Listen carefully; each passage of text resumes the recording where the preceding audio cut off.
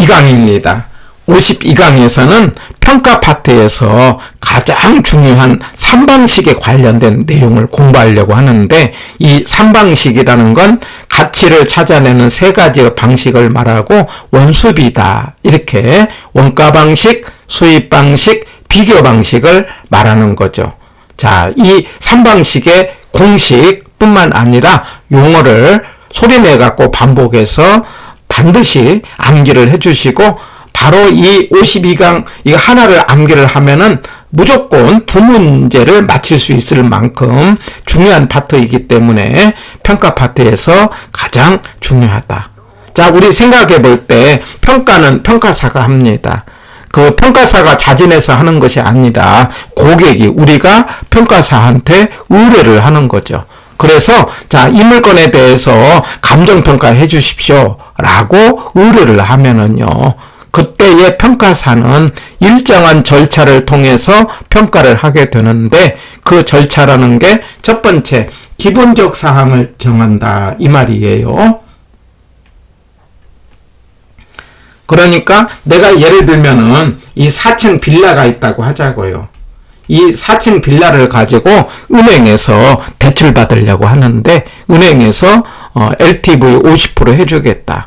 그러니까 이 빌라 가격의 50%를 대출해 주겠다, 이렇게 이야기를 해요.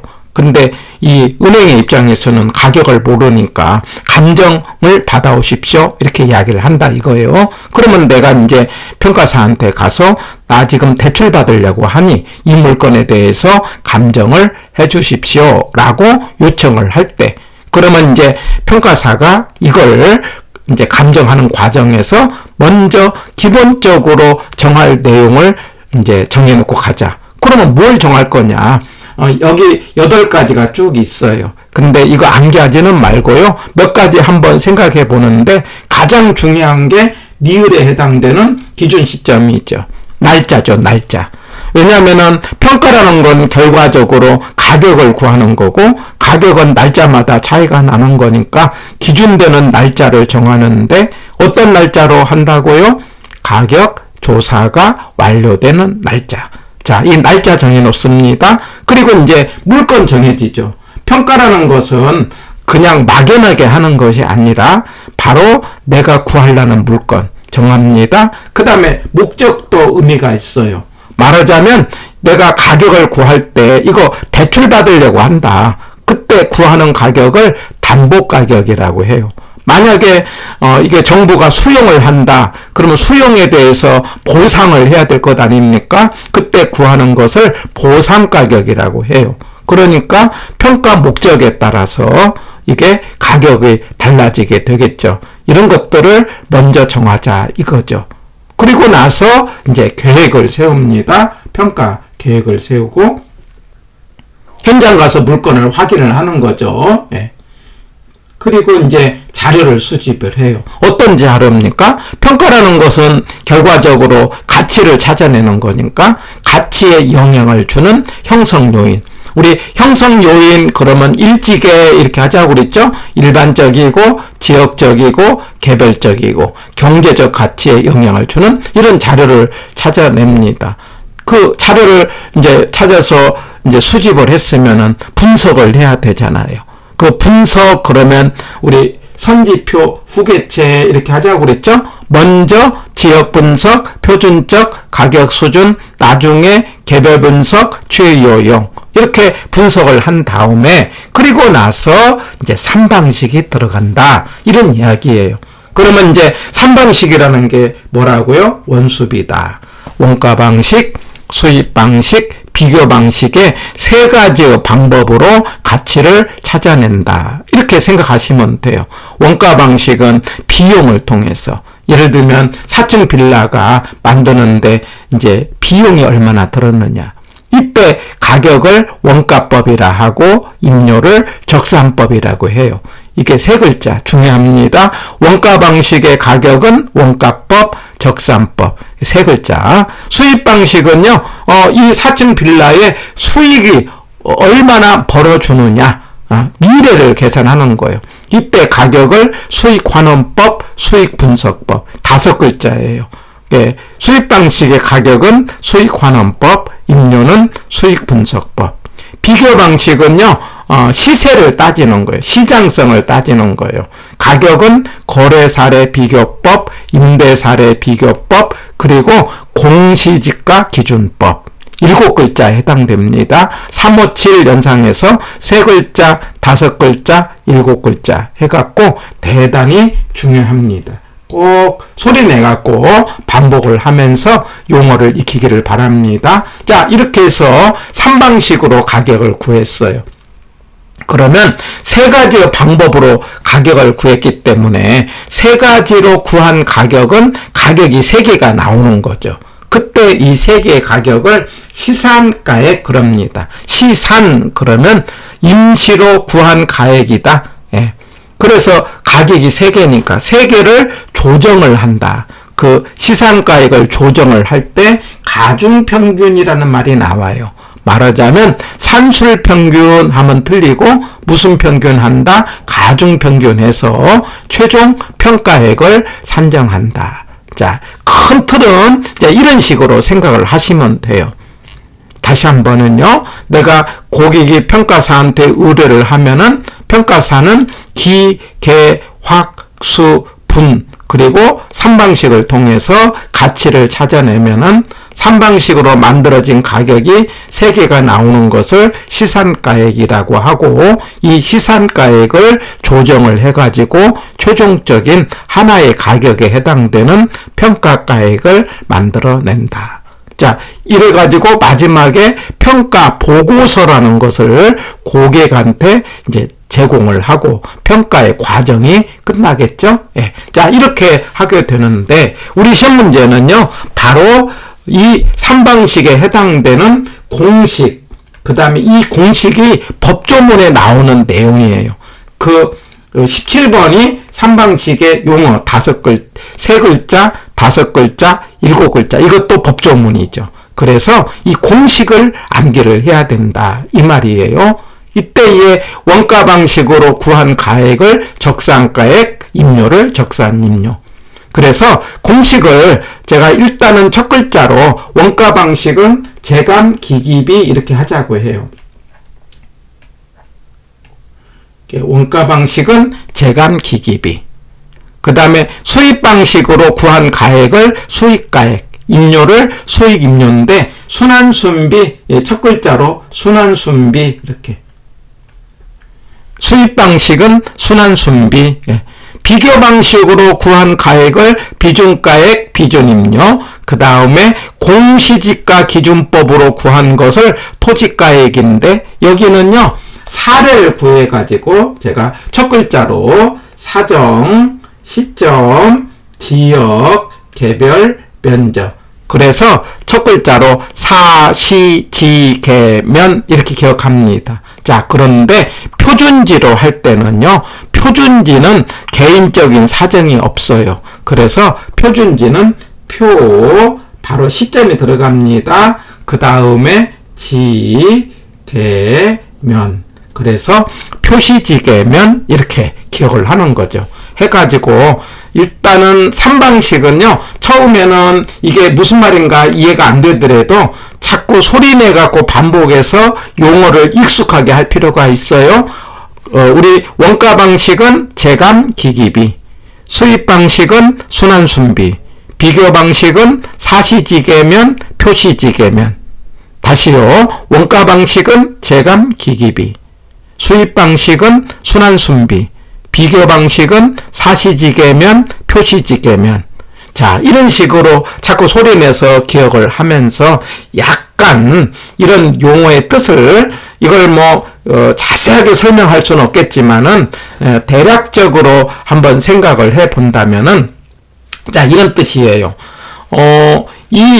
내가 지금 4층 빌라의 가격을 구하는 거예요. 그런데 원가 방식은 4층 빌라의 원가 내지는 비용을 통해서 값어치를 찾아내자, 이런 생각이거든요. 그런데 이 4층 빌라가 이게 준공받은 지가 3년이 지난 빌라라고 하자고요. 그러면은 자, 이 가격을 구할 때 구한다는 날짜를 정해진 것 아닙니까? 날짜에 그 기준 시점에 그 가격 조사가 완료된 날짜 아닙니까? 재조달 원가. 그러면 재조달 원가는 다시 만든 원가 이런 뜻이에요. 새 건물 가격 언제? 기준 시점에 새 건물 가격을 찾아요. 이거 금방 이제 찾아낼 수 있어요. 건물의 가격은 택지 가격에다가 건축비입니다. 근데 건축비는 표준적 건설비에다가 부대 비용 뭐 이런 식으로 해서 새 건물 가격을 구합니다. 그런데 3년 지났다고 하면은 3년이 지난 만큼 가격이 떨어지겠죠? 이걸 감가한다. 이거 감가 누계액 이렇게 이야기해요. 자, 이걸 빼는 작업을 감가 수정 이렇게 표현을 합니다. 자, 이거는 다음 강좌에서 보겠는데 그래가지고 이 계산할 때 1년씩 계산을 합니다. 합친다 해갖고 누계 이렇게. 그러니까 새 건물 가격은 재조달 원가고 그 다음에 이제 가격을 빼자. 감가해갖고 구한 가격을 적산가액 이렇게 하자는 거예요. 우리가 재감 이렇게 하자. 그 다음에 적산임료는요. 주인이 세입자한테 받은 돈이에요. 주인이 받은 돈은 두 개인데 하나는 월세고 하나는 관리비다 이렇게 생각하시면 돼요. 우리가 월세하고 관리비인데 항상 관리비 개념을 우리 뭐라고 나오냐면 필요재경비 이렇게 나와요. 이게 필요재경비는요 관리비라고 생각하시면 돼요. 관리비라고요. 자, 그런데 월세는요 기초가액에다가 기대 이율을 곱해서 구하는 거죠. 우리가 보통 이제 원룸 계산할 때 우리가 원룸 40만 원 월세 계산할 때는요 4천만 원 보증금에다가 곱하기 1% 이자, 일부 이자 이렇게 계산하는 거예요. 그럴 때 뭐냐면은 월세 계산은 기본이 된 가격을 기초가액 그 다음 월세 이율을 기대 이율 이렇게 이름을 붙인 거예요. 그러니까 기초가액 곱하기 기대 이율은 곱해갖고 월세가 나오고 여기다가 관리비를 합친 거다. 우리 말로 암기할 때는 기기비 이렇게 기억을 하는 거예요. 그래서 원가 방식은 재감 기기비 이렇게. 일단은 말의 뜻보다는 공식을 익숙하게 하는 게 더 중요해요. 왜냐하면 공식을 묻고 있기 때문에. 그 다음에 이제 수입 방식은요. 원가 방식은 과거 계산이라고 한다면은 수입 방식은 미래 계산이에요. 만약에 내가 4층 빌라를 사가지고 앞으로 번 돈을 순수익이라고 하는 거예요. 그런데 이 순수익은 월세로 번 돈이에요. 그러니까 우리가 월세로 돈 계산은 5단계 가, 유, 순, 세, 세 이렇게 해요. 가능조소득, 유효조소득, 순영업소득, 세전현금수지, 세후현금수지 이 5단계 가운데 건물로 번 돈은 순영업소득이에요. 바로 이 순영업소득을 순수익으로 계산을 해갖고 이게 앞으로 번 돈, 1년씩 앞으로 번 돈이에요. 이걸 현재로 가져오는 걸 환원한다 이렇게 이야기해요. 해서 순수익 나누기 환원이율 이렇게 구한 가격을 수익가액이라고 하고 이렇게 하는 방법을 수익환원법 이름을 붙이는 거죠. 거기에 대해서 수익임료는 수익분석법이라고 했고 그 다음에 순수익 더하기 경비 그래서 말로 할 때는 순환, 순비 이렇게 기억합니다. 자, 비교 방식은요 시세를 따지는 거죠. 그래가지고 내가 구하려는 4층 빌라 이걸 대상 물건이라고 하거든요. 이 대상 물건에 이거 지역 그러면 인유동 그러잖아요. 인근지역, 유사지역, 동일수급권 넓게는 동일수급권에서 사례를 찾아요. 사례. 이렇게 비슷한 물건을 찾아갖고 이렇게 이제 비교를 하는 거죠. 조정을 하는 거예요. 그때 사정, 개인적인 사정, 시점, 날짜. 그리고 항상 이게 팔린 날짜가 이게 만약에 10억에 팔렸다 그러면 10억에 거래된 가격이 있을 것 아닙니까? 근데 말하자면 기준 시점은 3월 1일이다. 그러면 날짜 맞춰주는 거죠. 이걸 시점. 그 다음에 지역, 개별, 면적. 그래서 사, 시, 지, 개, 면 이렇게 기억을 하는 거예요. 자, 그런데 공시지가 기준법은 표준지를 가지고 계산합니다. 자, 표준지라는 것은 표준이 된 땅이니까 개인적인 사정이 없어요. 그래서 표준지가 들어가면 사정 보정이 안 하고요. 바로 시점 수정으로 나옵니다. 그래서 표시 이렇게 기억을 해야 돼요. 표시, 지계면. 자, 정리합니다. 원가 방식은 세 글자 원가법, 적산법, 재감, 기기비. 수입 방식은 다섯 글자 수익환원법, 수익분석법, 순환순비. 비교 방식은 일곱 글자 거래사례 비교법, 임대사례 비교법, 공시지가 기준법인데 사시지계면, 표시지계면 이렇게 자꾸 소리내갖고 10번, 20번 이렇게 반복을 해서 조금 용어를 익숙한 다음에 우리 앞에 있는 기출문제가 있지 않습니까? 기출문제를 풀어보시면서 바로 이렇게 가로놓기로 말로 나온 문제로 이렇게 찾아내면은 이렇게 출제가 되고 있구나 라고 하시면은 이 파트는 쉽게 정복할 수 있습니다. 자, 그러면 문제로 한번 확인을 해 봅시다. 자, 7번입니다. 자, 이런 식으로 예전에 출제가 됐어요. 그러면 적산법은 뭐죠? 기기비 아닙니까? 기기비. 재감 기기비. 그래서 기초가액, 기대이율, 그 다음에 필요재경비 해야 되니까 기기비. 답은 1번이 되지 않습니까?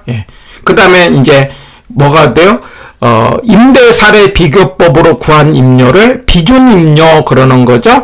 용어 정확하게 해야 돼요. 비준임료. 비준 그러면 기준에 비교했다 이런 뜻이에요. 그래갖고 사시지계면 이렇게 하자고 그랬죠. 물론 이제 다 글자가 들어간 건 아니고 빠질 수도 있어요. 그래 비준임료고 그 다음에 수입 방식은 순환순비, 순비 이렇게 하는 것을 수익분석법. 만약에 환원이율 이런 말이 나가면은 수익환원법 하는 거죠. 해갖고 이거는 수익임료니까 수익분석법 해서 정답은 몇 번이다? 1번 이렇게 하자는 거예요. 그러니까 우리가 이렇게 말로 나올 수도 있고 실제로는 앞에 기출문제를 보면은 법조문으로 말로 많이 나오고 있지 않습니까? 원가 방식은 세 글자 원가법, 적산법, 재감, 기기비. 수입 방식은 다섯 글자 수익환원법, 수익분석법, 순환순비. 비교 방식은 일곱 글자 거래사례 비교법, 임대사례 비교법, 공시지가 기준법인데 사시지계면, 표시지계면 이런 식으로 기억을 해서 전형적인 문제 7번을 봤어요. 자, 8번은요. 이제 우리가 이제 시상가의 조정에 관련된 문제를 봤는데 여기서 3방식은 원수비고 원가 방식은 비용성이고 수입 방식은 수익성이고 비교 방식은 시장성이다. 그래서 1번은 맞다. 이걸 삼면성이다 이렇게 이야기를 해요. 자, 2번 시상가액은 3방식에 의해서 도출된 각각의 가액이다. 이렇게 하자 이 말이에요. 그래서 임시로 만들어진 가액인데 3개가 나온다. 그래갖고 이걸 조정을 한다. 이걸 시상가액 조정이라고 해요. 그래서 상호 간의 차이를 조정하는 작업이다. 자, 이때 4번이 틀렸는데 산술평균 하면 안 되고 무슨 평균이다? 가중평균 하자. 이런 이야기예요. 해서 4번이 틀렸고 그 다음에 5번은 감정평가 규칙에서 조정에 관한 것을 규정하고 있습니다. 지금 우리가 하고 있는 것은 전부 다 평가 규칙에 나오는 내용들을 지금 하고 있는 거예요. 해갖고 8번의 정답은 4번이다. 이렇게 하고 이 3방식에 관련된 가장 중요한 내용 강조합니다.